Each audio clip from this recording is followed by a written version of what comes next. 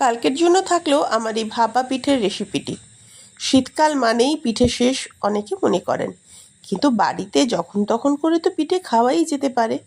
তা যদি নরম হয়, তুলতুলে হয়, তাহলে তো আর বলে কথা নেই। তবে নরম তুলতুলে পিঠে বানাতে গেলে একটা কৌশল আছে। কৌশলটা কি? ওই যেটা মাখলাম, কিভাবে মাখলাম, কড়াইয়ের মধ্যে গরম জল দিয়ে তার মধ্যে দেব সামান্য ময়দা। আমার কাছে ছিল মোটা দানার সুজি, তাই তাকে আমি গ্রাইন্ডারে ভালো করে পেস্ট করে নিলাম, পেস্ট নয় গুঁড়ো করে নিলাম। আর দিলাম চালের গুঁড়ি, সাথে সামান্য ময়দা। এবার এটাকে ভালো করে আমি মিশিয়ে নেব। হলুদ হলুদ যেটা দেখছেন সেটা সেই মোটা সুজিটা রুচির, তাই আপনাদের হলুদ হলুদ মনে হচ্ছে। দেব সামান্য নুন আর পরিমাণ মতো চিনি, তবে সেটাও ভীষণ সামান্য। এবার এটাকে পুরোটাকে আমি মেখে নেব।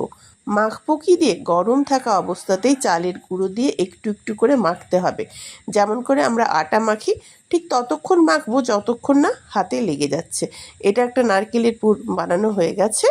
এবার ওই মাখাটার থেকে দেখুন আঙ্গুলে লাগছে না, এই অবস্থাতে একে গোল গোল করে আমি পিঠের আকার দেব। যেহেতু নিজের এক হাতে মোবাইল ধরেছি, তাই আমি আর পিঠের শেপগুলো আপনাদের দেখাচ্ছি না। এই ধরনের পিঠে বানাতে আপনারা সবাই জানেন। কতগুলো পিঠে একা একা বসেই করে ফেললাম। পিঠেগুলো যে যার মতো করে শেপ দেবেন, যার যেমন ইচ্ছে তেমন দেবেন, কিন্তু দেখবেন ফেটে যেন না যায় আবার। আর গরম থাকতে থাকতেই পিঠেগুলো মুড়বেন, নইলে কিন্তু আবার ভেঙে যেতে পারে। এবার কড়াইয়ের মধ্যে জল দিয়ে তার মধ্যে একটা পাত্র দিয়ে ফুটো ফুটো করে পাত্র দিয়েছি, কারণ এটা ভাপে দেব। একসাথে সবগুলো হয়নি, দুবারে করেছি, তারপর ভালো করে সেদ্ধ করে নেব। এবার দেখুন কতটা হয়ে গেছে আমার, সুন্দর হয়েছে। কেমন লাগছে দেখতে? হাত দিয়ে দেখলেই কিন্তু উপর থেকে বুঝতে পারবেন যে পিঠেটা হয়ে গেছে পুরোপুরি। এবার গরম অবস্থাতেই নামিয়ে নিয়ে আমি এটা প্লেটে দেব খাওয়ার জন্য। এক এক করে সব পিঠেগুলো তুলে কি দিয়ে খাবেন?